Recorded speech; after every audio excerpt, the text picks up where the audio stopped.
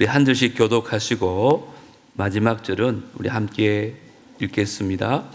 그러나 먼저 된 자로서 나중되고 나중된 자로서 먼저 될 자가 많으니라.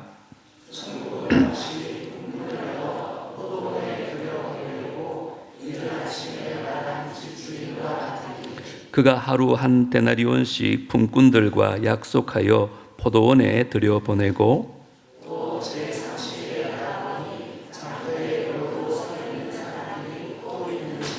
그들에게 이르되 너희도 포도원에 들어가라. 내가 너희에게 상당하게 주리라 하니 그들이 가고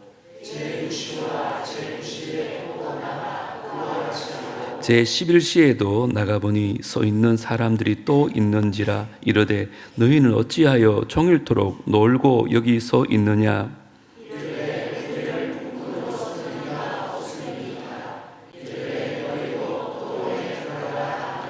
저물매에 포도원 주인이 청지기에게 이르되 품꾼들을 불러 나중 온 자로부터 시작하여 먼저 온 자까지 삭슬 주라 하니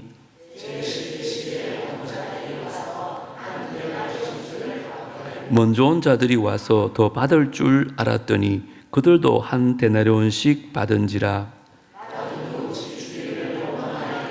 나중 온 이 사람들은 1시간밖에 일하지 아니하였거늘 그들을 종일 수고하며 더위를 견딘 우리와 같게 하였나이다.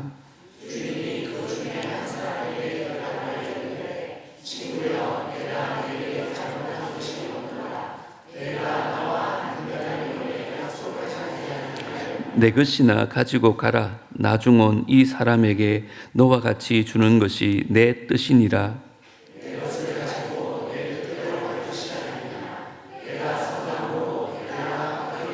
다 같이요. 이와 같이 나중된 자로서 먼저 되고 먼저 된 자로서 나중되리라. 아멘. 오늘 첫날인데요. 하나님께서 놀라운 은혜를 부어주실 줄 믿습니다. 우리 강사 소개는 우리 유인물로 대신하고요. 최대한 말씀 시간을 많이 드리기 위해서 이 시간 오셔서 드린 예물 위해서 잠시 기도해 주시고 말씀 전할 터인데 우리 강사 목사님 나오실 때 크게 한번 박수하겠습니다.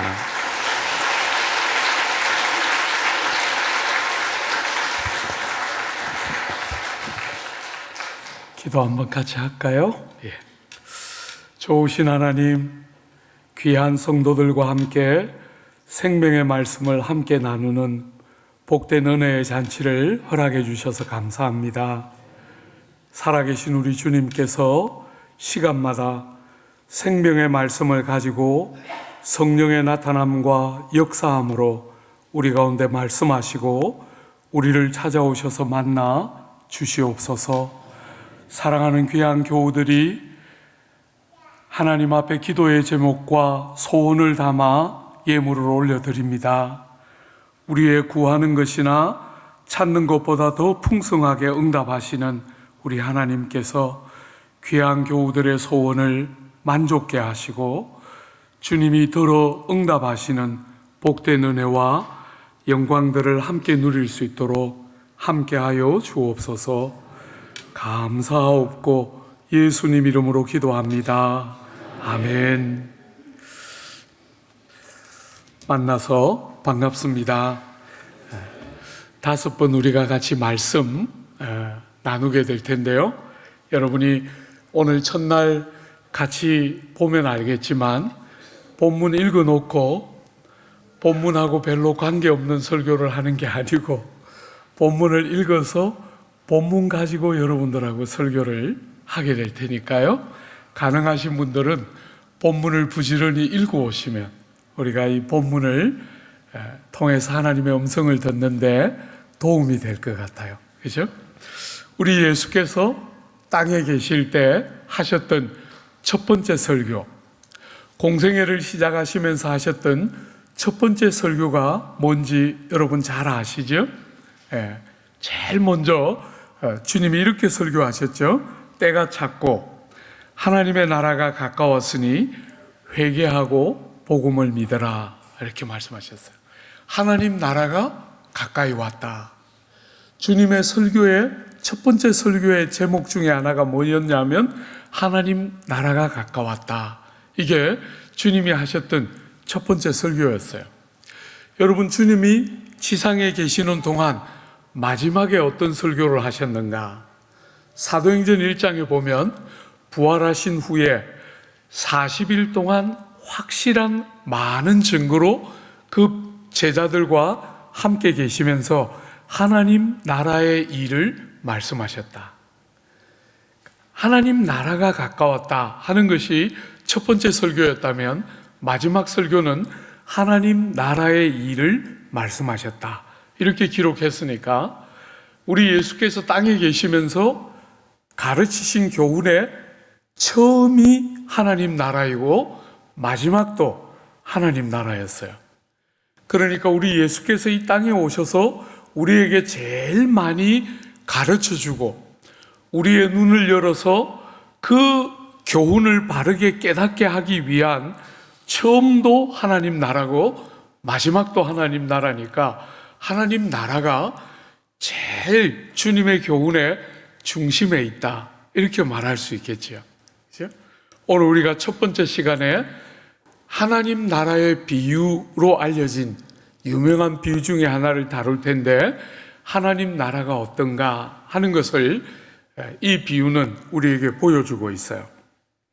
1절 한번 보십시오. 1절에 보면 천국은, 이 천국은을 우리 이번에 사경의 주제와 함께 연결해서 보면 하나님 나라는 이렇게 읽을 수 있겠죠, 그죠? 하나님 나라는 마치 품꾼을 얻어 포도원에 들여보내려고 이른 아침에 나간 집주인과 같다. 여러분, 하나님 나라가 뭐와 같다고요? 일꾼들을 데리고 포도원에 들여보내는 집주인과 같다는 거예요. 그러니까 여러분들이 집주인을 잘 주목하여 보면 하나님 나라가 어떤 나라인지를 알게 된다는 거예요. 하나님 나라는 포도원에 일꾼들을 들여보내고 있는 집주인과 같다, 이렇게 말했죠. 여러분이 집주인은 지금 포도원의 일꾼들을 불러서 보내고 있는데 본문에 보면 총 5부류의 일꾼들이 등장해요. 그렇죠? 뭘 기준으로?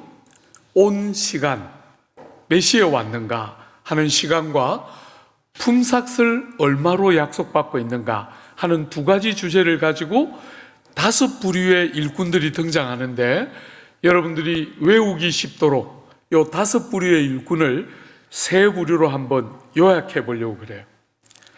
주인이 포도원의 일꾼들을 불러오는데 5부류의 일꾼을 3부류로 한번 시간과 품삯을 기준으로 한번 정리를 한번 해봐요. 여러분, 제일 먼저 주인이 부른 일꾼 몇 시에 왔는가 한번 보십시오. 1절에 다시 한번 보면 이른 아침에 나간 집주인과 같으니, 여러분, 이른 아침에 집주인이 불러온 포도원의 일꾼 몇 시에 왔습니까? 여러분에게 조금 힌트를 드리면 앞으로 우리가 5번 만나게 될 텐데 제가 이렇게 여러분들에게 자주 질문할 거예요.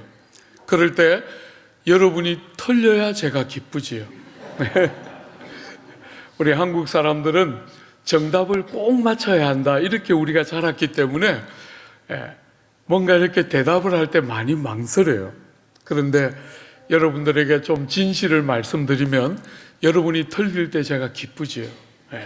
혼도 내고 잘난 체도 하고 마음껏 성경 좀 많이 읽어라, 이렇게 혼도 낼 수 있고, 그러니까 여러분이 틀릴 때 제가 기쁜 줄 알고 부지런히 틀려도 됩니다.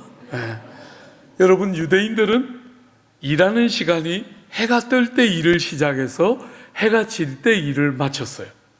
그러니까 이른 아침은 해가 뜰 때였겠죠, 그죠? 몇 시였을까요? 7시. 그래야 제가 기쁘지요. 5시 이렇게 말씀하셨는데 그것도 저를 대단히 기쁘게 하는 대답이에요. 한 번만 더 기회를 드릴게요. 몇 시였을게요? 너무 감사해요. 우리 이 대구와 이 경상도 문디들은 답을 잘 안 하는데, 여러분들은 답을 이렇게 잘, 6시, 그죠? 6시에 제일 먼저 일꾼을 데려왔어요. 여러분, 품삯을 얼마로 약속했는지 2절 한번 보세요. 그가 하루 한 데나리온씩 품꾼들과 약속하여 포도원에 들여보내고, 여러분, 이 한 데나리온은 그 시절에 로마가 전 세계를 지배하고 있던 그 시절에 로마가 정복한 지역마다 군인들을 다 데리고 갈 수 없잖아요. 그래서 중요한 장교들을 데리고 가고 나머지 군인들은 그 현지인들을 고용해서 썼어요. 그럴 때 현지에서 고용된 군인들의 하루 품삯이 한 데나리온이었어요. 그 정복한 지역에 귀족들이 가서 그 지역을 다스려야 되잖아요. 그럴 때 귀족이 그 지역에 가서 살면서 집안일을 도울 하인들을 고용했을 때 하인들의 하루 품삯이 한 데나리온이었어요. 그러면 오늘 이 본문에 이른 아침에 온 이 일꾼들에게 한 데나리온을 주는 것은 많이 주는 걸까요? 작게 주는 걸까요? 제가 예전은 많이 주는 것과 작게 주는 것 두 개만 줬는데 여러분은 적당하게 이렇게 답이 또 나왔어요. 너무나 감사한, 제가 예제를 둘밖에 안 드렸는데 둘 중에 하나가 답이에요. 그러니까 적당하게는 답이 아닌 거 아시겠죠? 사랑하는 여러분, 많이 주는 걸까요? 작게 주는 걸까요? 작게 주는 거. 왜 작게 주는 거죠? 답은 말할 수 있는데 설명은 할 수 없어. 얼마나 기쁜지 몰라요. 마음껏 골려줄 수 있으니까. 너무 이렇게 쾌감이. 한국 사람들은 답은 하는데 이유를 설명할 수는 없어. 그냥 감이 그렇게 왔을 뿐이. 한 번만 더 기회를 드릴게요. 여러분, 한 데나리온을 주면 품삯을 많이 주는 걸까요? 작게 주는 걸까요? 왜 많이 주는 거죠? 답은 틀림없이 많이 주는 거예요. 왜 많이 주는 걸까요? 요즘 말로 하면 그 군인들이나 귀족의 집에 고용된 하인들은 요즘 말로 하면 어떻게 표현할 수 있는 사람들이에요? 정규직 노동자들이에요. 그죠? 정규직이에요. 규칙적으로 출퇴근해서 일을 하는 정규직 노동자들인데 포도원에 있는 일꾼들로 그 사람들을 불러가는 그 일꾼들은 비정규직이에요. 그러니까 정규직 노동자들이 받는 품삯을 비정규직인 그들에게 주니까 많이 주는 거죠. 그죠? 한 데나리온은 정말 많이 주는 풍성한 품삯이에요. 여러분, 두 번째 한번 보세요. 언제 몇 시에 왔죠? 3절에 보면 제3시에 나가보니, 3시는 몇 시입니까? 9시. 그죠? 9시에 나가보니 장터에 놀고 서 있는 사람들이 또 있는지라 그들에게 이르되 너희도 포도원에 들어가라. 내가 너희에게 상당하게 주리라 하니 그들이 가고. 여러분이 9시에 온 사람들의 품삯은 얼마입니까? 조금 더 크게.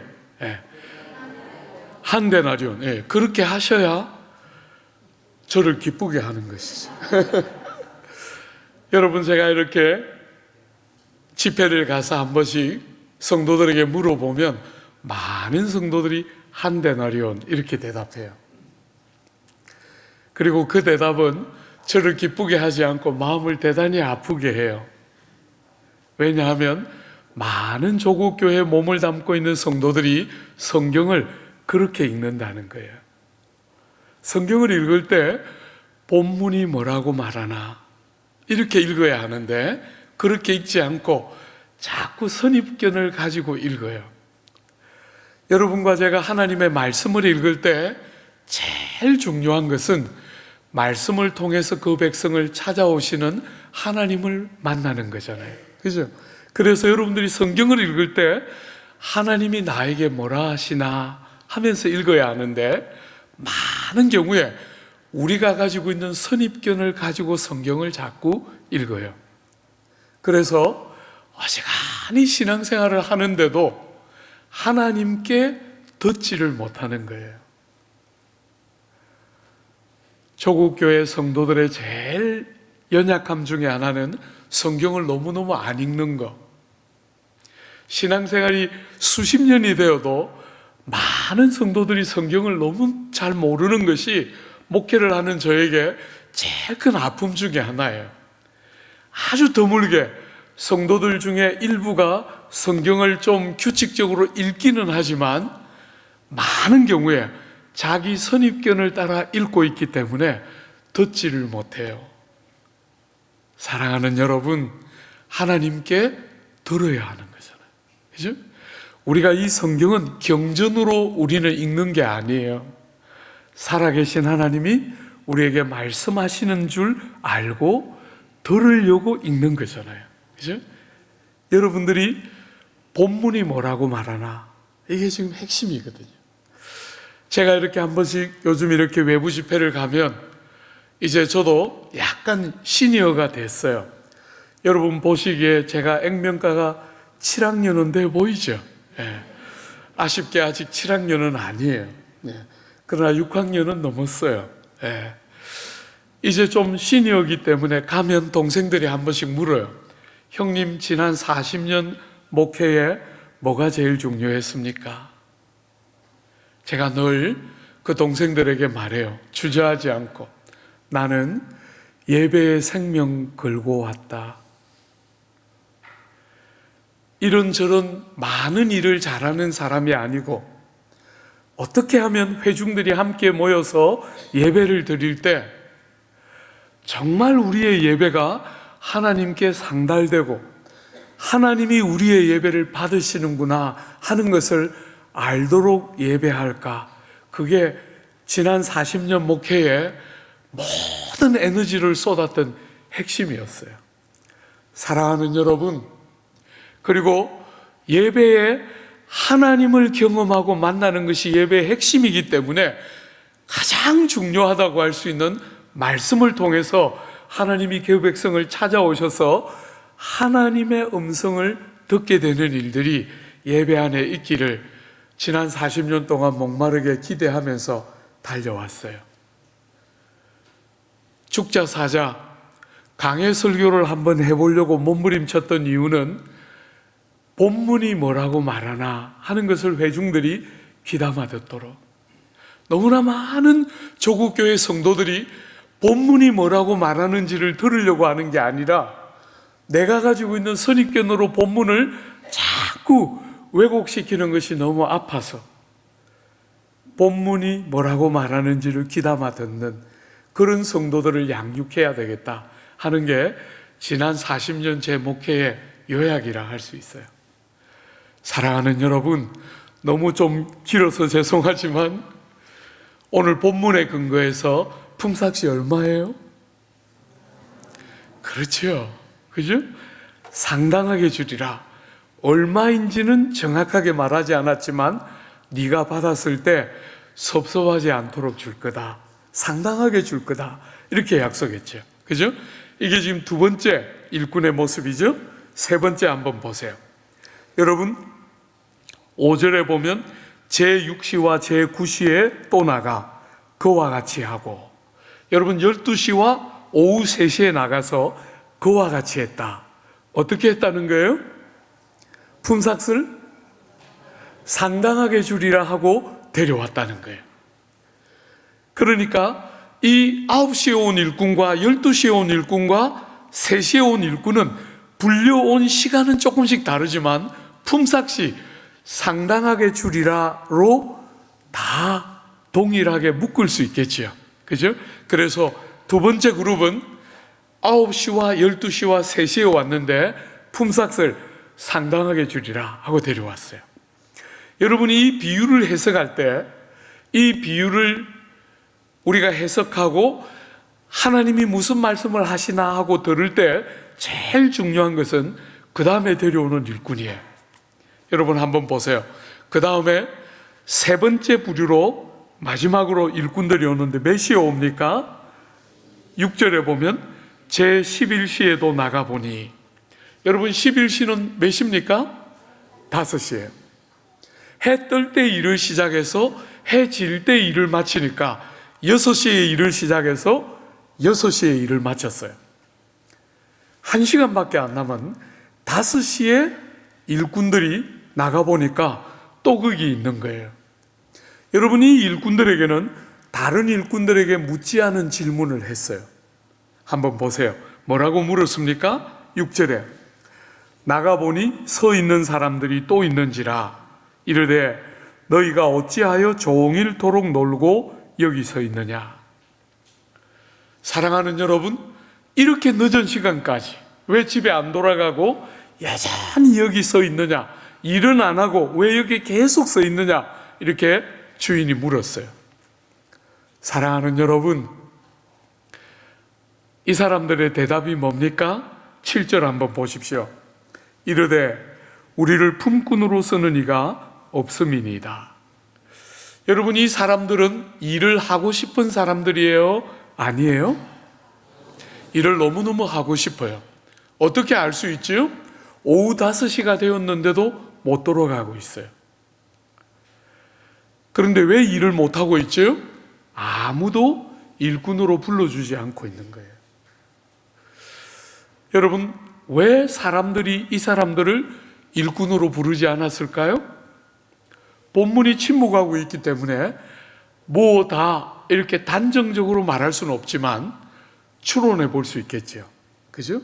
왜 이 사람들을 일꾼으로 사람들이 안 불렀을까? 어떻게 생각하세요? 제가 지금 사역하고 있는 남서울교회는 좀 그렇지 않지만 남서울교회 가기 전에 제가 사역했던 교회는 제가 그때 50대 초반의 나이로 그 교회를 담임하고 있었는데 그때 아이들까지 합쳐서 한 1000명 정도 되는 과히 크다 작다 말할 수 없는 적절한 규모의 교회였는데 저보다 나이 많은 사람은 20명 정도 있었어요. 20명. 굉장히 젊은 이들이 많아서 주보에 늘 3주에 2명꼴로 어느 집에 아이가 태어났습니다. 어느 집에 아이가 태어났습니다. 늘 그런 광고가 교회 주보 광고의 주된 광고였어요. 아이 탄생. 제가 그 교회를 떠나기 전까지 7년 동안 영아부가 80명 이하로 떨어져 본 적이 없어요.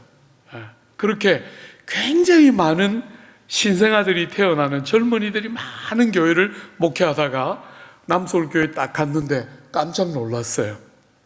형님 누님들이 흰머리를 그냥 이렇게 막 흩날리면서 얼마나 많이 앉아 계신지 깜짝 놀랐어요.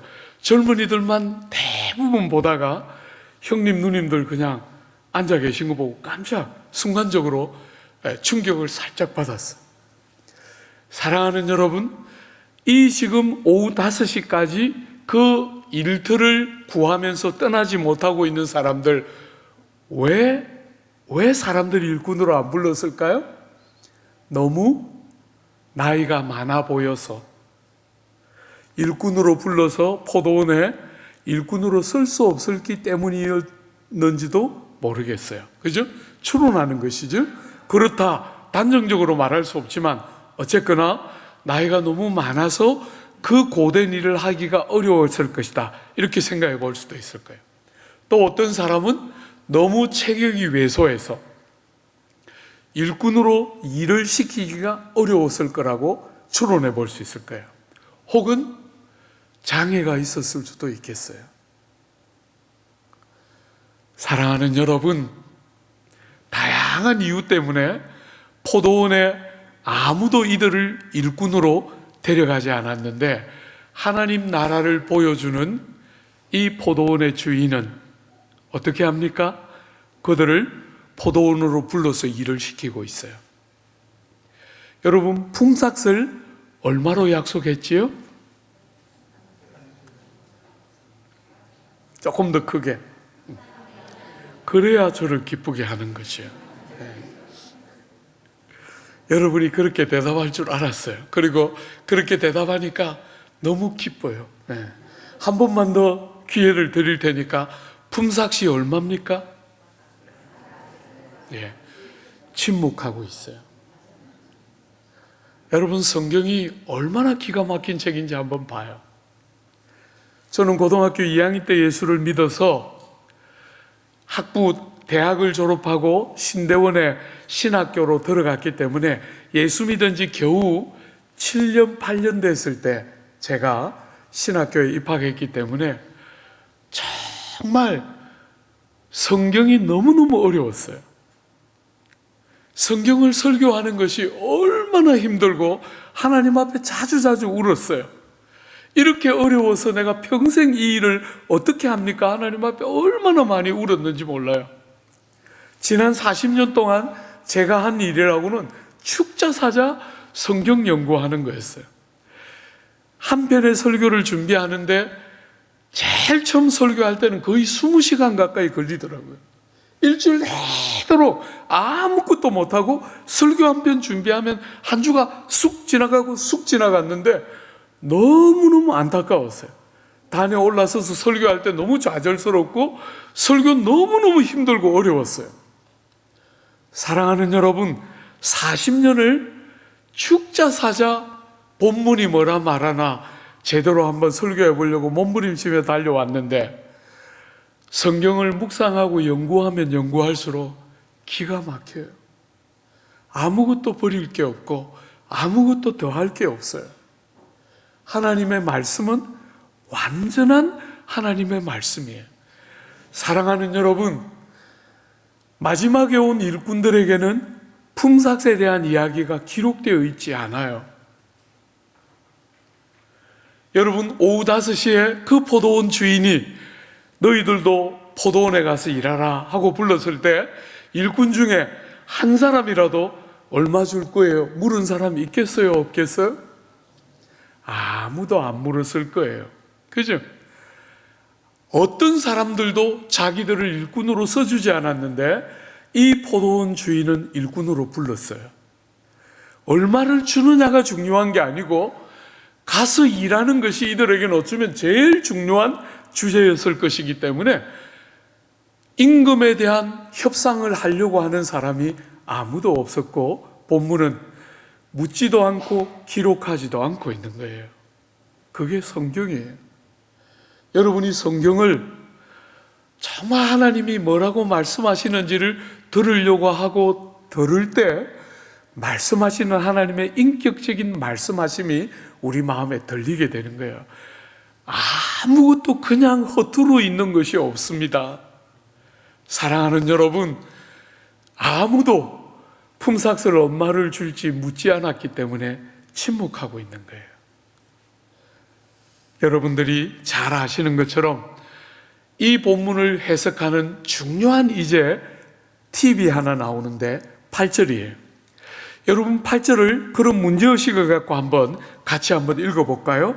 8절에 이 비유를 해석하는 중요한 키가 하나 등장하는데 그게 뭘까? 한번 8절 같이 한번 볼까요? 저물매 포도원 주인이 청지기에게 이르되 품꾼들을 불러 나중 온 자로부터 시작하여 먼저 온 자까지 삭슬 주라 하니.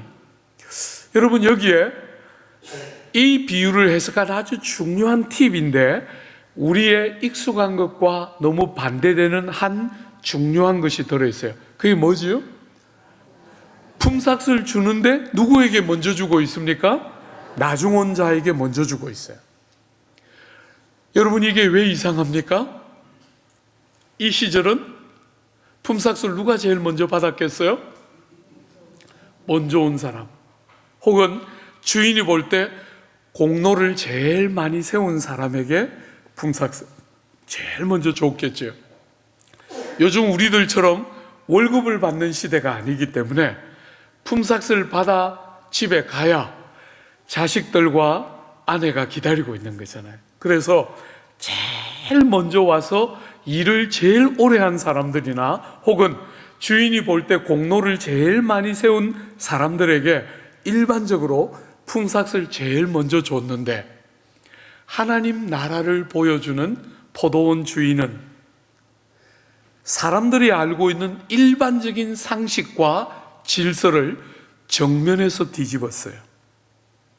이게 지금 이 비유의 아주 중요한 첫 번째 키예요.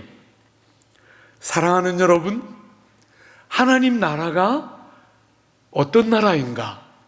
여러분과 제가 몸담아 사는 한국 땅, 이 우리가 익숙해져 있는 이 세상의 나라와 하나님 나라는 어떻다는 거예요? 다르고 너무나 대조적인 나라가 하나님 나라라는 거예요. 사랑하는 여러분, 사람들에게 일반적으로 상식적으로 보편적으로 여겨지는 그 원리들을 이 하나님의 나라는 고의적이고 의도적으로 뒤집었어요. 먼저 온 사람이 품삯을 먼저 받는 게 당연하다고 생각하는 게 세상 대부분의 사람들의 생각이었는데, 하나님 나라를 보여주는 이 포도원 주인은 고의적으로 의도적으로 세상의 일반적인 원리를 뒤집었어요.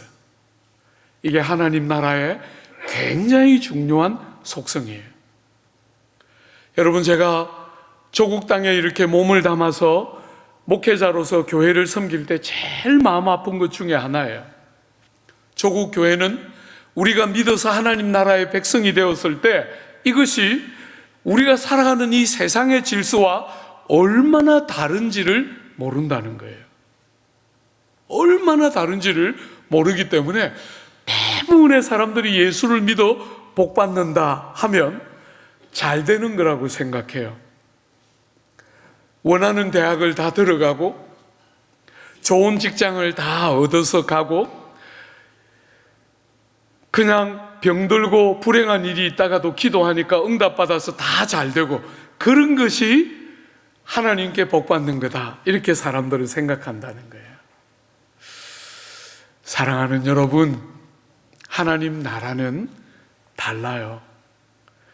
제가 조국 교회를 볼 때 제일 아픈 것은 그 다름이 뭔지를 모른다는 거예요. 신앙생활을 수십 년 하는데 예수 믿어서 우리가 이 세상의 나라와 구별되는 하나님 나라 백성 되는 다름이 뭔지를 분별하고 깨닫고 아는 것이 너무 모자란다는 거예요. 어지간히 예수 잘 믿어도 좋은 대학 자식이 다 가야 돼요. 여러분, 제가 우리 남서울교회 부임에 가서 첫 해에 성도들이 어떤 사람인지 아무도 모를 때, 이분 집안이 어떻게 되는지, 이분의 자녀가 어떻게 되는지, 그분이 어떤 분인지 아무것도 모를 때 하고 싶은 이야기 실컷 했어요. 초반부에 부임에 가서 여러분이 실수로 공부 잘해서 좋은 대학 다 들어가고 그 대학을 다 졸업한 것만 해도 너무 기적 같은데 해외 유학 다 갔다 왔더니 또 실수로 좋은 직장 다 얻고 좋은 집안 만나서 시집가고 장가가고 때가 되어서 자식 낳고 그 자식도 실수로 공부 잘해서 좋은 대학 다 들어가고 또 그것들이 또 때 되니까 실수로 해외 유학 다 갔다 오고 갔다 와서 좋은 직장, 남들이 다 부러워하는 좋은 직장 다 얻고 좋은 가문의 처자를 만나서 시집가고 장가가니까 좋습니까? 제가 갈구었어요. 아무도 모르니까.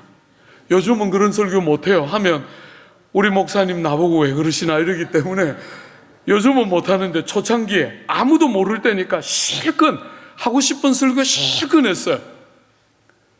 그때 여러분, 두 분 권사님 60대 중후반이셨는데 두 분 권사님이 제 방에 따라 내려오셨어요. 여러분, 그 두 분 권사님은 저로 하여금 그 남서울 교회에 왜 제가 가야 되는지를 깨닫게 했던 너무 귀한 분들이에요. 우리 교회 권사님들은 눈물을 이렇게 하시는 분들이세요. 눈물이 날 때 이렇게 하시는 분들이신데 그 두 분은 정말 이렇게 줄줄줄줄 우셨어요. 그렇게 우시면서 저보고 이렇게 말했어요. 목사님, 왜 지금 왔어요?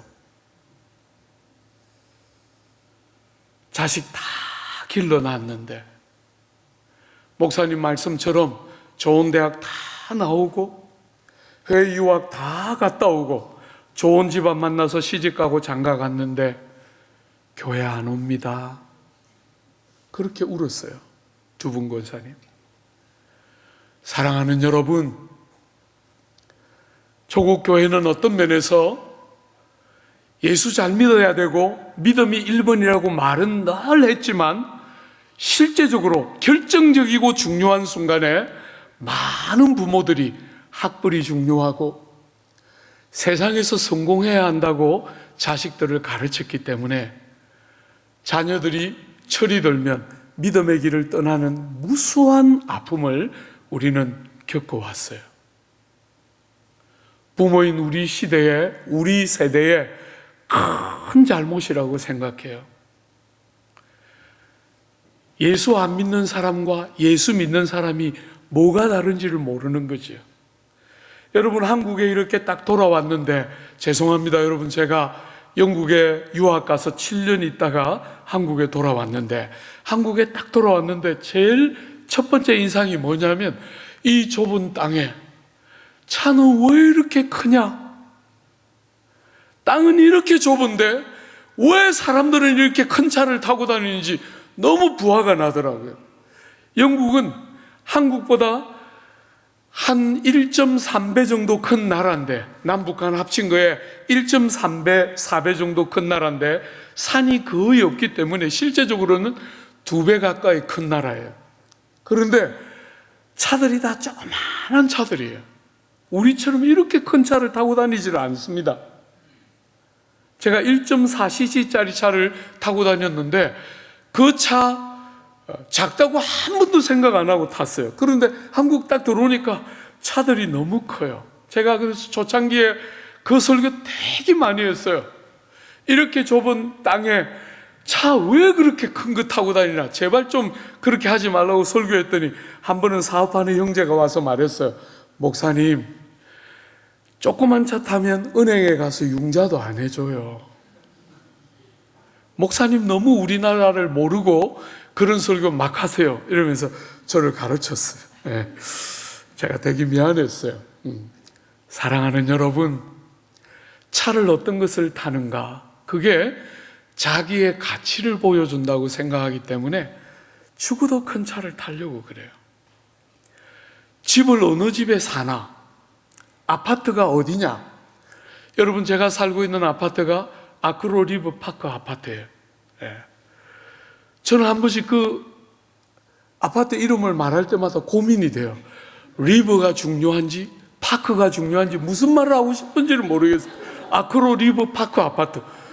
제가 이렇게 설교하면서 우리 남서울에서 한번 갈구었거든요. 왜 아파트 이름을 반포 아파트 하면 될 거를 아크로 리브 파크 아파트, 이걸 왜 이렇게 하는지 모르겠다고 제가 설교했더니 젊은 권사님 한 분이 이렇게 오셔가지고, 아이 목사님, 그런 걸 왜 그렇게 고민하세요? 그냥 영어를 쭉 붙여가지고 시어머니가 한 번 들어서 도저히 기억하지 못하도록 그렇게 그냥 아크로 리버 파크 아파트, 해석 중요한 게 아니에요. 그냥 영어로 쫙 붙여서 어머니가 한 번 듣고 기억하지 못하도록. 제가 그렇게 또 최근에 한번 설교하면서 갈구었거든요. 그랬더니 젊은 여자 집사님이 오셔서 저보고 말했어요. 목사님, 그거 올드 버전이에요. 예. 그런 이야기 하면 아재가 되는 거예요. 그런 이야기 하지 말고 뉴 버전 가르쳐 드릴게요. 요즘 전부 다 아크로 리브 파크 아파트 이렇게 안 하고 반포 아파트로 바꾼다는 거예요. 그렇게 영어를 쭉 몰았으니까 시어머니가 도저히 못 알아들으니까 어떤 일이 생기는 거예요?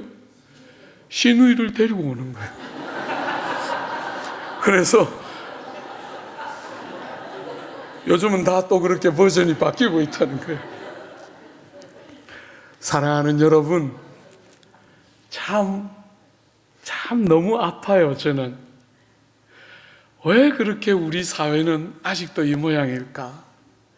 교회가 없는 데가 없고 주님을 아는 사람들이 이렇게 많은데 왜 아직도 이렇게 가치가 바뀌지 않을까?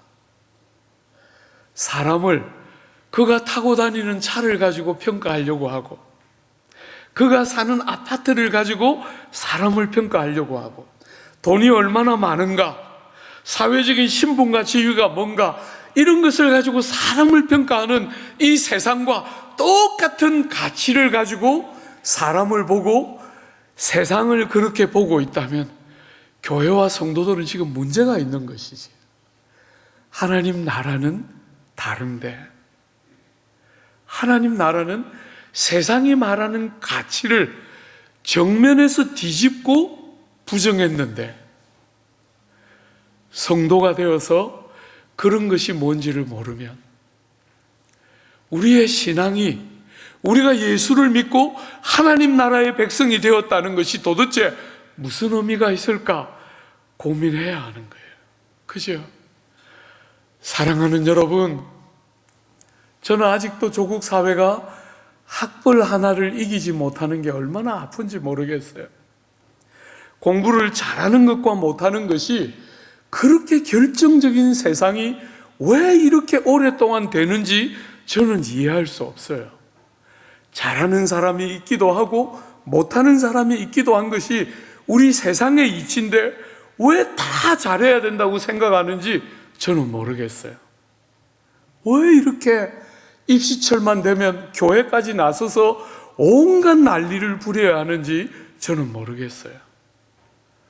교회가 이렇게 많고 성도가 이렇게 많은데 왜 우리는 세상의 가치 하나를 뒤집지를 못하는지를 모르겠어요.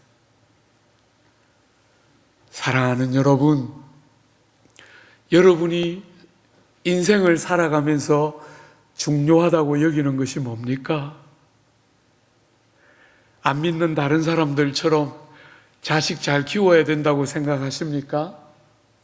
좋은 대학을 보내고 그 자식 가지고 나를 평가하고 내가 판단된다고 생각하십니까? 여러분이 아들 아무리 잘 길러도 그 여자가 나타나면 그 여자의 남편이에요. 제가 늘 이야기합니다. 엄마들한테 제발 정신 차리라고. 아무리 애지중지 길러도 그 여자가 나타나면 그 순간부터 그 여자의 남편이 되는 그것을 뭘 믿고 그렇게 온갖 것 다 쏟아붓느냐고. 제발 좀 그렇게 하지 말고 말 안 듣고 못된 짓 하거든 창문 열고 던지라. 제발 좀 그렇게 애지중지해도 소용없으니까. 중등학교만 들어가면 딸들이 얼마나 몬스터가 되는지 엄마들이, 딸 가진 엄마들이 다 말해요. 목사님, 딸 가진 엄마들은 저주받은 엄마들인 것 같아요. 중등학교 2학년, 3학년이 되면 애들 눈빛이 달라집니다. 그런 무수한 아이들을 애써서 잘 기르려고 애를 쓰고 좋은 대학 넣으려고 그렇게 몸부림치는데 나중에 나이 먹고 나면 안 먹고 안 입으면서 그렇게 길렀는데 이놈들이 다 뭐라 합니까? 안 한 거, 못한 거, 없는 것만 말해요. 세상에 이런 나쁜 놈들을 어떻게 여러분이 딸이라고 아들이라고 그렇게 길러요? 그냥 창문 열고 던져요. 제발 좀 그렇게 살지 말고. 그러면 또 세상 사람들처럼 그냥 나만 행복하게 그런 거 말고 균형을 잡아야 할 거 아니에요. 이렇게 어그러져 가는 세상 속에 예수 믿고 하나님의 백성이 되는 게 뭔지를 알아야 할 거 아니에요. 가치가 달라지고 생각이 달라지고 여러분의 생각과 가치가 달라져야 행실과 삶이 나올 거 아니에요. 가치는 똑같은데 돈이 제일 중요하다고 생각하고 명예가 제일 중요하다고 생각하고 학벌이 제일 중요하다고 생각하는데 가치가 똑같은데 어떻게 다른 삶이 나오겠어요? 가치가 똑같기 때문에 이렇게 조국 사회가 안 바뀌고 있는 거죠. 여러분, 제가 한 번씩 집회를 이렇게 다니면 여러분 제 이름 저기 써 있죠? 화종부. 화씨 봤습니까? 한문 좀 하시는 어른들이 저보고 물으세요. 본이 어디십니까? 이렇게 묻습니다. 어딜 것 같아요? 그러면 제가 대답해요. 아브라함 화씨입니다. 이렇게. 족보도 아무것도 내세울 게 없어요. 정말 성시 센서스 했는데 우리 화씨가 88년인가 제가 정확히 기억은 안 납니다만 성시 센서스 했는데 우리 화씨가 한 8,000명 있더라고요. 한국에. 굉장히 희생이죠. 그죠? 사랑하는 여러분, 가문이 중요하고 부모가 어떤 부모를 만나서 금수저를 물었는지 흙수저를 물었는지가 중요하다고 끝없이 외쳐대는 이 세상에서 여러분은 어떻게 삽니까? 하나님 나라 안에 들어가서 하나님 나라가 뭔지를 아는 여러분과 제가 다르게 살지 않으면 세상은 바뀌지 않아요. 교회로부터 다른 물이 흘러가야 세상은 교회를 보면서 바뀌기 시작하는 거예요. 사랑하는 여러분, 제발 좀 세상 사람들과 다름이 무엇이어야 하나? 그저 예수 믿고 조금 더 착하고 예수 믿고 조금 더 선하고 그런 거 말고 뭐가 다른지가 드러나야 할 거 아니에요. 그죠? 그런 문제의식을 갖고 한번 보세요. 사랑하는 여러분, 세상의 익숙한 가치관을 정면에서 뒤집고 고의적으로 하나님 나라를 보여주기 위해서 뒤집었어요. 이제부터 하나님 나라가 어떤지를 여러분들이 문제의식을 갖고 한번 보십시오. 9절에 여러분, 포도원 주인이 나중 온 자부터 먼저 시작해서 먼저 온 자에게 품삯을 주라 했는데 9절에 보면 제11시에 온 자들이 와서 한 데나리온씩을 받거늘. 여러분, 1시간밖에 일하지 않았는데 하루 정규 노동자, 정규직 노동자들의 하루 품삯을 받았어요. 무려 12배 이상이나 되는 품삯을 받은 거예요. 그죠? 상상할 수 없는 일들이 일어나고 있는 거예요. 한 데나리온을 받았다 할 때 여러분들이 그냥 한 데나리온 그렇게만 생각하지 말고 한번 이렇게 씹어봐요. 그죠? 1시간밖에 일 안 했는데 세상적인 관점에서 말하면 10분의 1 데나리온을 받으면 되는데 혹은 12분의 1 데나리온을 받으면 되는데 한 데나리온을 받았어요. 그러니까 그 한 데나리온을 받는 사람을 지켜본 먼저 온 사람들이 당연히 뭐라고 생각했겠어요? 나는 적어도 한 데나리온보다는 더 받겠구나. 이렇게 다 생각했겠죠. 그죠? 여러분도 다 동의가 되죠? 예. 동의 안 되는 것처럼 그렇게 있지 말고 여러분도 다 동의되죠. 그죠? 나도 적어도 한 데나리온보다는 더 받겠구나 이렇게 생각하고 딱 갔는데 얼마 받았어요?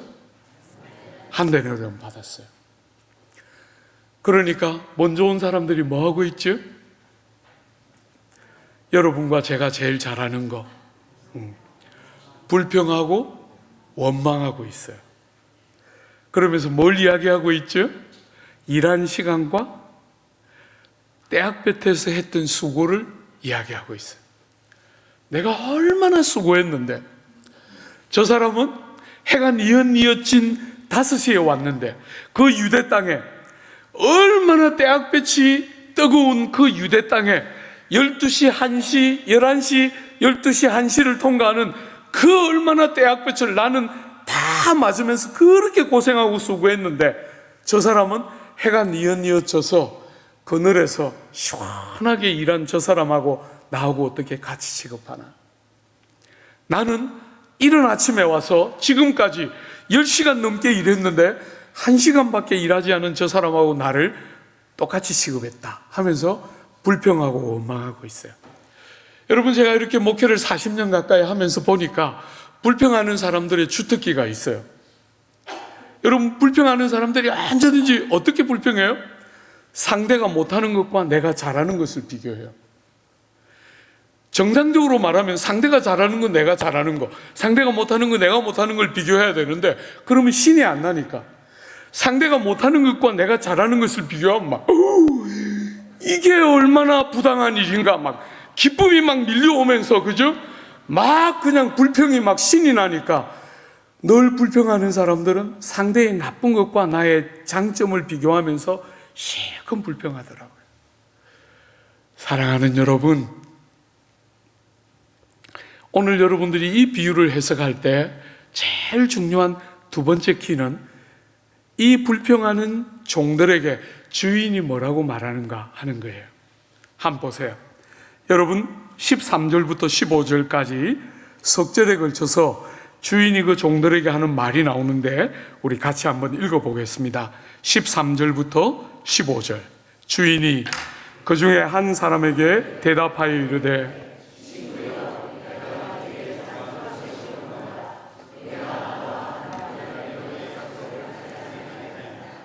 내 것이나 가지고 가라. 나중 온 이 사람에게 너와 같이 주는 것이 내 뜻이니라. 내 것을 가지고 내 뜻대로 할 것이 아니냐. 내가 선함으로 내가 악하게 보느냐. 여러분이 느낌이 좀 어떻습니까? 불평하고 원망하는 사람들에게 주인의 대답 어떻게 느껴지지요? 이거 다 내 거야. 전부 내 것이기 때문에 내가 원하는 대로 하는데 네가 무슨 관계야? 이런 느낌이 약간 드십니까? 예. 여기 남부교회에서 중요한 인물이기 때문에 티를 낼 수는 없지만 그런 느낌이 들어서 약간 속이 불편한 분들이 혹 계시면 본문을 그렇게 읽어야 제대로 읽는 거예요. 사랑하는 여러분, 하나님은 여러분과 저에게 이거 다 내 거야. 내가 원하는 대로 하는데 너까지 것이 무슨 상관이야? 절대로 우리에게 그렇게 말 안 하시지요. 그죠? 하나님은 우리의 작은 신음과 탄식에 귀를 기울이세요. 우리가 가지고 있는 이 아픔이 뭔지를 아세요. 주님은 내 것이니까 내가 원하는 대로 하는데 네가 무슨 참견이야? 절대로 이렇게 우리를 다루지 않으세요. 그럼에도 불구하고 불편하고 낯설지요. 그죠? 왜냐하면 앞에서 본 것처럼 하나님 나라가 우리가 익숙해져 있는 세상 나라와 다르기 때문에 불편하고 낯설. 우리가 선뜻 받아들이기에 불편하고 낯선 요소를 하나님 나라는 가지고 있는 거예요. 사랑하는 여러분, 오늘 이 불편함과 낯섦의 핵심이 뭔지를 여러분들이 알려면 질문 하나에 더 대답을 해봐야 돼요. 많은 종들이 불평하고 있는데 받아야 할 정당한 몫을 받지 못한 종들이 있습니까? 없습니까? 어떻습니까? 많은 종들이 지금 불평하고 있는데 그 불평하는 모든 종들 가운데 받아야 할 정당한 몫을 못 받은 사람이 있습니까? 없습니까? 아무도 없습니다. 그죠? 모든 사람들이 받아야 할 정당한 목 이상을 다 받았어요. 여러분, 하나님 나라가 어떤 나라입니까? 하나님 나라는 모든 일꾼들이 받아야 할 정당한 목 이상을 다 받는 나라예요. 이 세상과 너무 다르지요? 이 세상은 끝없이 일을 많이 하는 사람이 많이 받거나 주인이 제일 많이 가져가거나 이러는 것이 세상 나라의 질서인데 하나님 나라는 자격 없는 일꾼들이 받아야 할 정당한 목 이상을 다 받아가는 하나님 나라예요. 어떻게 그런 일이 가능하지요? 어떻게 그런 일이 가능하지요? 누가 손해를 봤습니까? 바로 그거지요. 그죠? 주인이 제일 많이 손해보고 희생해서 종들이 다 받아야 할 정당한 목 이상을 받는 나라. 그게 하나님 나라이지. 우리 예수께서 땅에 오셔서 말씀하시기를 인자가 이 땅에 오신 것은 건강한 사람을 위해서 온 게 아니고 병자들을 위해서 왔다. 건강한 사람들에게는 의사가 필요가 없지만 병들고 가난한 자들에게는 의사가 필요한 나는 가난한 자들과 병든 자들을 위하여 이 땅에 왔다. 주님 그렇게 말씀하셨어요. 무엇 때문에? 당신이 제일 많이 손해보고 희생해서 십자가를 지시고 하늘의 영광과 보좌를 다 뒤로 하시고 낮고 천한 종의 모습을 가지고 이 땅에 당신이 친히 우리를 위하여 이 땅에 오심으로, 당신이 가장 많이 희생하고 가장 많이 손해보심으로 우리같이 자격 없고 일한 것이 없는 일꾼들에게 너무나 풍성한 선물을 값없이 넘치도록 허락하시는 나라, 바로 그 나라가 하나님 나라이고, 여러분, 이 나라를 여러분이 익숙한 개념으로 바꾸면 뭐예요? 여러분이 언젠가 기회가 되면 로마서 한번 읽어보세요. 로마서 5장은 3장부터 시작됐던 복음의 너무너무 부유한 내용이 5장까지 이렇게 쫙 압축되어서 나오게 돼요. 그 5장 제일 뒷부분에 여러분과 제가 예수 믿기 전에 살았던 우리의 삶의 방식과 예수 믿고 나서 살게 되는 삶의 방식을 제일 마지막 한 절, 5장 21절 한 절이 예수 믿기 전에 우리의 삶의 방식과 예수 믿고 난 다음에 우리의 삶의 방식을 한 절 안에 대조하면서 다루고 있어요. 여러분과 제가 예수 믿기 전에 어떻게 살았습니까? 죄가 사망으로 말미암아 왕노릇하는 질서 아래서 살았어요.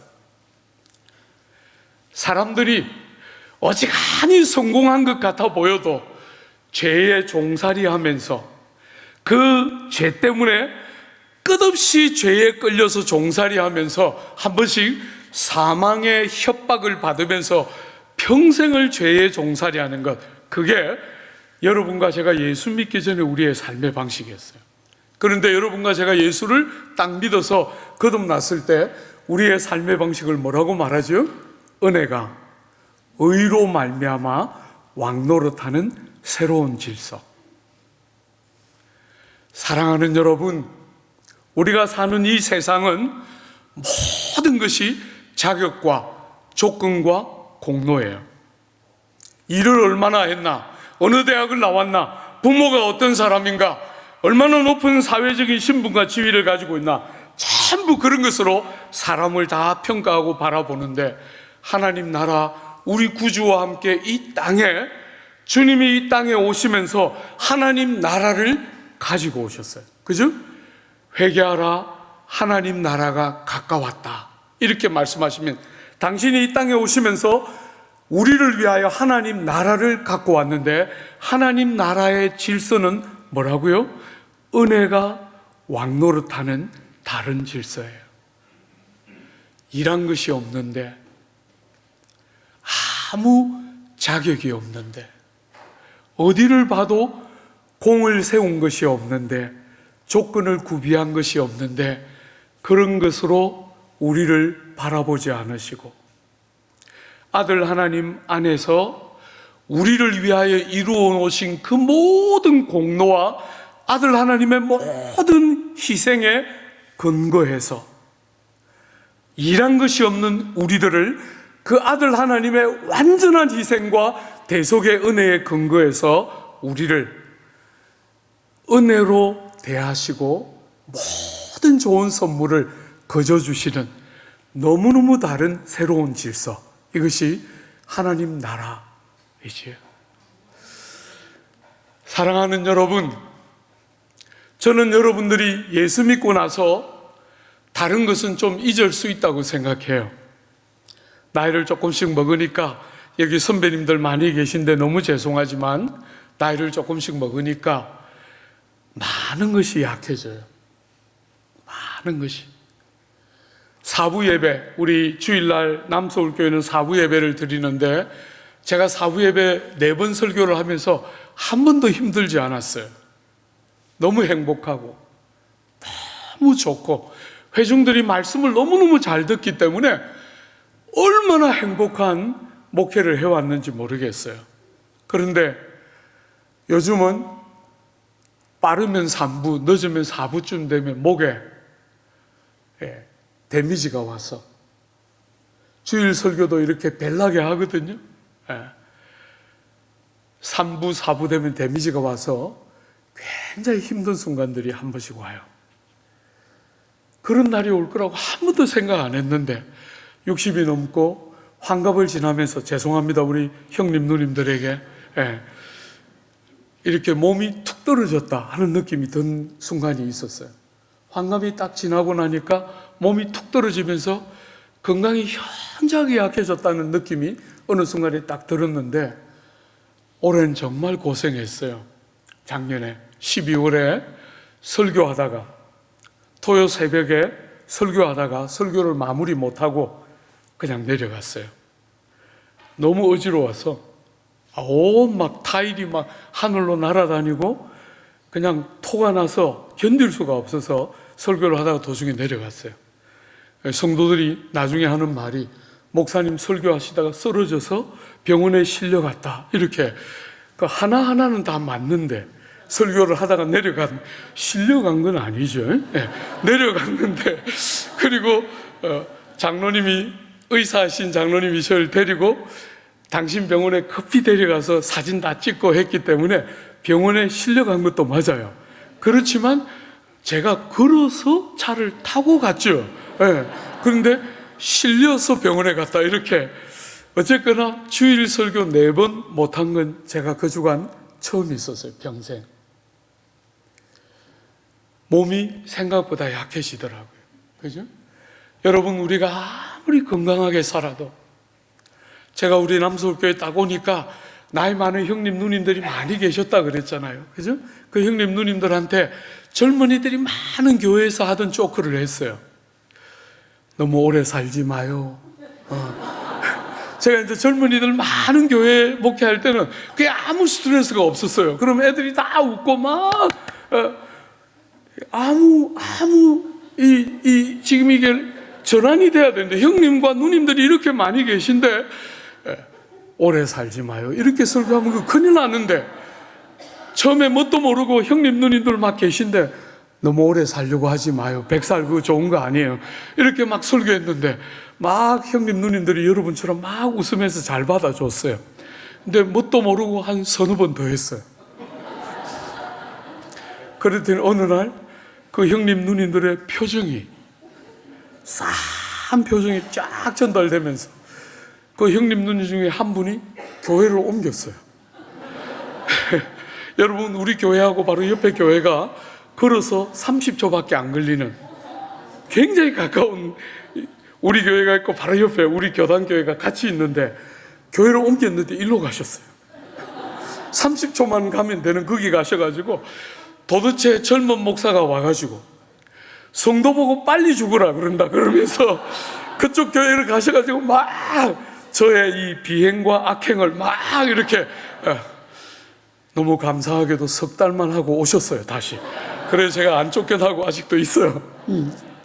그래서 요즘은 그렇게 설교 못하고 빨리 같이 가요. 저도 넣어가지고 저도 들어가고 형님 누님들하고 같이 우리 너무 오래 살라 하지 말고 빨리 같이 가요 이렇게. 어쨌거나 여러분 사랑하는 여러분 많은 사람들이 100살 되도록 오래 살면 복이다 이렇게 생각하지 않습니까? 그리고 그게 특별한 무슨 복이 있는 것처럼 여기는데 저는 생각이 다릅니다. 우리 아버지 돌아가시기 전까지 10수년 우리가 모시고 살았어요. 그 아버지가 늘 저한테 습관적으로 말씀하셨어요. 화 목사 나는 100살까지 살 거니까 그렇게 알아 이렇게 말씀하셨어요. 제가 아내한테는 말 한 번도 안 했어요. 토끼 같은 거 데려왔는데 아버지 백수하시면 우리 집사람 70살이에요. 생각도 할 수 없는 그 이야기를 아버지가 늘 하셨기 때문에 제가 일체 아내한테는 한 번도 말 안 했어요. 그 늘 백수하겠다는 아버지가 제가 딱 퇴근을 하면 저 앞을 이렇게 지나다니시면서 허리를 두드리고 다리를 쳤어요. 그러면 아내가 기다렸다는 듯이 문을 열고 탁 들어와서 저를 데리고 방에 딱 들어가서 말해요. 당신이 퇴근하기 전까지 아버님 이렇게 잘 걸어 다니셨는데 당신이 퇴근하자마자 왜 다리를 절며 허리를 두드리는지 나는 모르겠어. 며느리는 모르는데 여러분은 다 아시죠? 네. 아들아, 아빠가 이제 몇 년 안 남았다. 용돈 좀 더 많이 두둑하게 다오. 뭐 이런 이야기 하고 싶은 거잖아요. 그러면 이 아들이 효심이 지극해서 아버지 방에 따라가서 아버지 다리를 저시니까 보기 너무 안타까운데 제 거 하나 잘라서 바꿔드릴까요? 이러면 말이라도 아버지가 얼마나 좋아하시겠어요. 그죠? 근데 입이 살아있는 목사잖아요. 평생 입에 말로 사는 목사 아닙니까? 그죠? 따라가서 아버지한테 늘 말했어요. 아버지, 부속품을 너무 오래 쓰셨어요. 85세, 85세 돌아가셨어요. 80년이 넘게 부속품을 쓰셔서 너무 부속품을 오래 써서 달아서 그런 거니까 하나님 나라 가시면 완제품으로 바꿔주실 거예요. 그때 주님이 바꿔주시면서 너는 정말 잘 쓰고 왔구나, 내 마음이 기쁘다, 이렇게 하면서 바꿔주실 테니까 아프다 불편하다 마시고 잘 쓰다 가세요. 제가 이렇게 하고 딱 나오면 제 등 뒤로 아버지의 그 눈이 이렇게 꽂히는 느낌이 이렇게 딱 전달이 돼요. 아이고 저것을 목사라고 이러면서.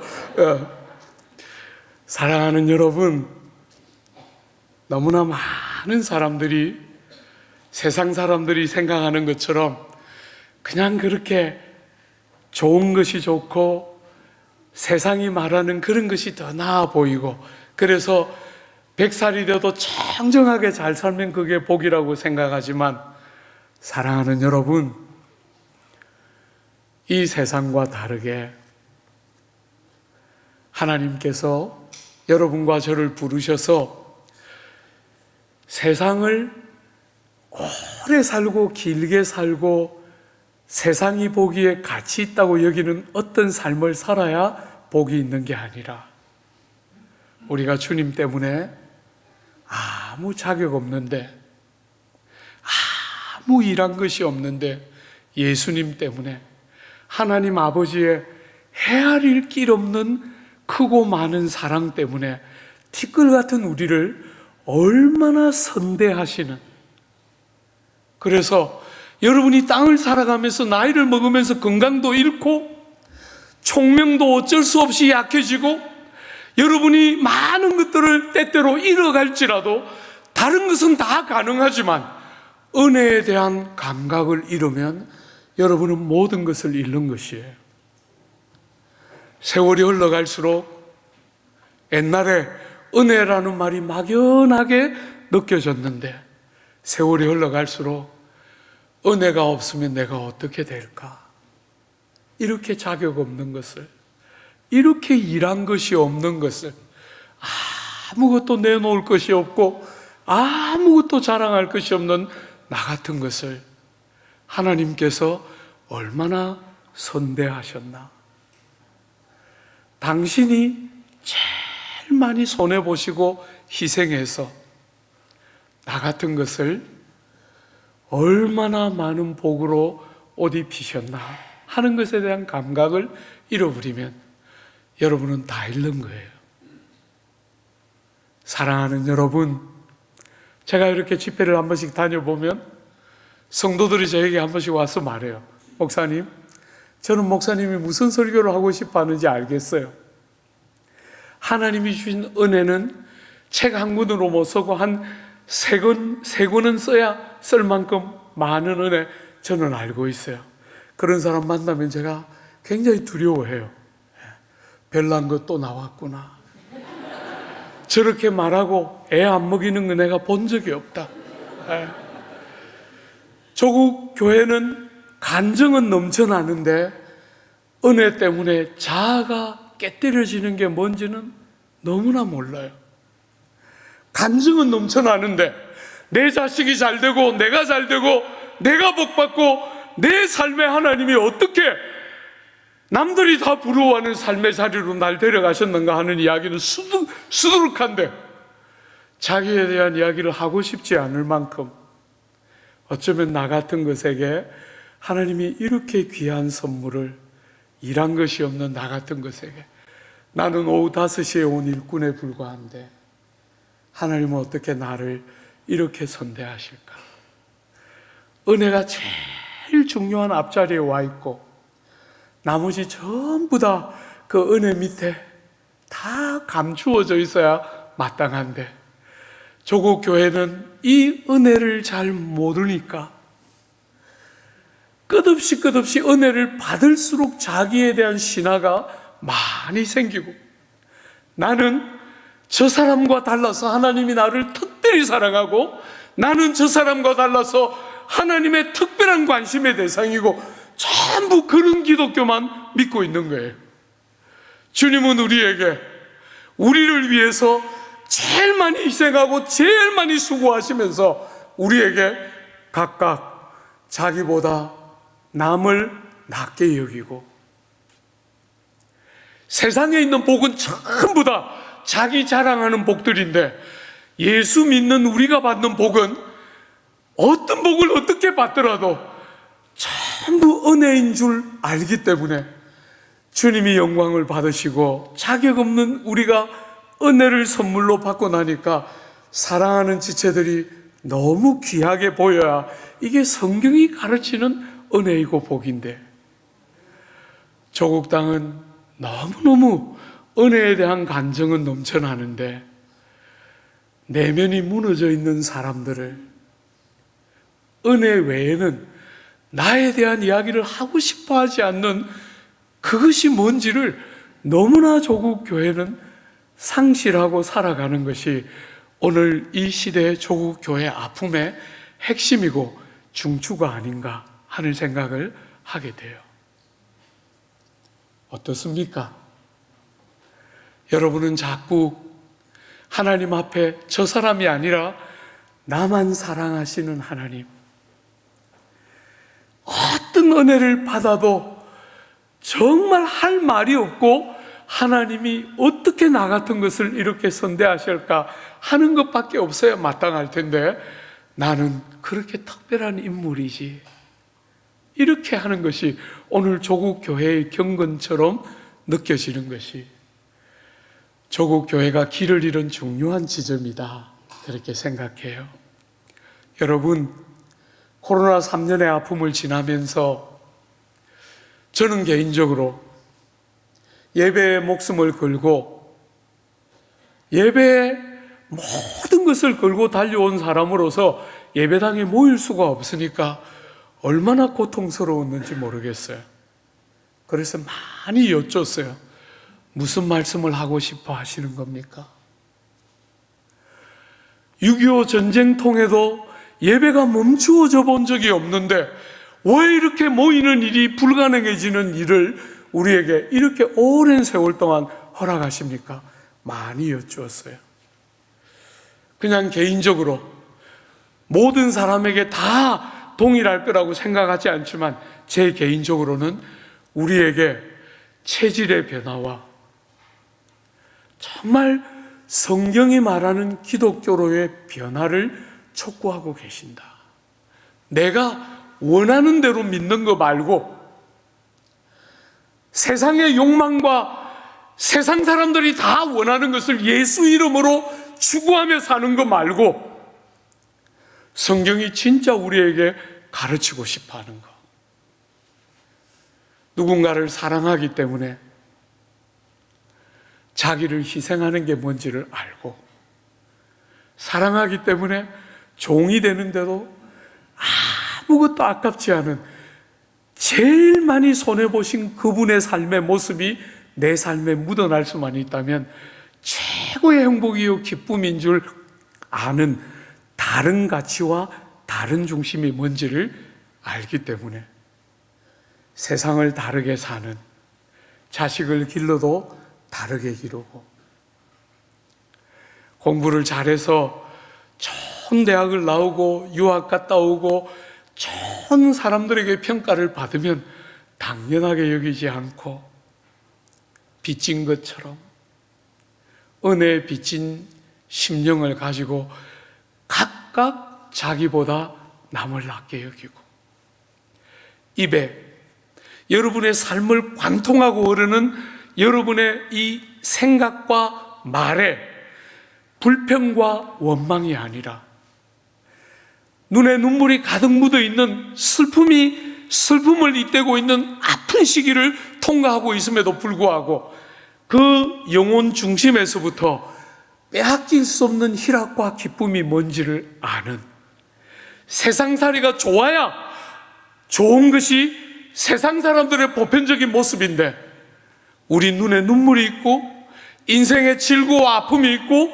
실패가 있고 공고함과 좌절이 있는데도 세상이 모르는 기쁨이 있고 세상이 이해할 수 없는 신비와 비밀을 갖고 우리 내면 속에 빼앗길 수 없는 기쁨과 희락이 뭔지를 아는 그런 것이 있어야 믿는 다름이 뭔지가 드러나는 거죠.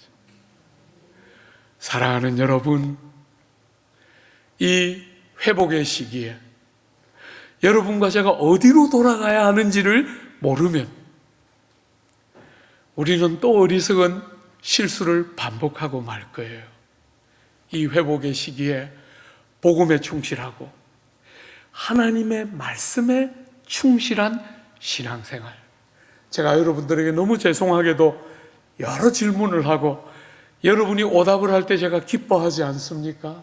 그런 거 말고 정말 제대로 깨닫고 분별하고 이 시대의 정신과 다른 예수 믿는 사람의 다름이 여러분과 저의 삶에 더 풍성하게 생겨나는 복된 참된 회복의 역사와 영광, 여러분과 저의 삶에 풍성이 넘쳐나게 되기를 기대하고 축복합니다. 우리 같이 한번 기도할까요? 사랑하는 여러분, 저는 여러분들이 다른 거는 다 이룰 수 있다고 생각합니다. 건강도 이룰 수 있고 여러분들이 젊을 때 그 총명도 이룰 수 있고 아름다움도 이룰 때가 온다고 봅니다. 그러나 은혜에 대한 감각을 잃으면 여러분과 저는 맛을 잃은 소금처럼 밖에 버려져서 땅에 밟히는 존재 외에는 아무것도 의미가 없는 존재가 되고 맙니다. 하나님 앞에 우리 좀 기도합시다. 하나님, 우리의 영혼 중심에 은혜에 대한 감각을 새롭게 하여 주시고 우리 같은 자들을 선대하시는 아버지의 은혜가 얼마나 많은 희생과 주님의 수고에 근거해서 자격 없는 우리에게 거저 주어진 것인지 세월이 갈수록 깊이와 넓이를 더하면서 우리의 삶과 마음을 만지는 이 복되고 영화로운 은혜에 대한 감각을 우리 한 사람 한 사람, 우리 남부교회, 사랑하는 우리 남서울교회와 온 조국교회 회복시켜 주시고 새롭게 하여 주십시오. 여러분 한번 들은 말씀 붙들고 우리 하나님 앞에 한번 간절히 여러분 중심을 쏟아서 주님 앞에 같이 기도하겠습니다.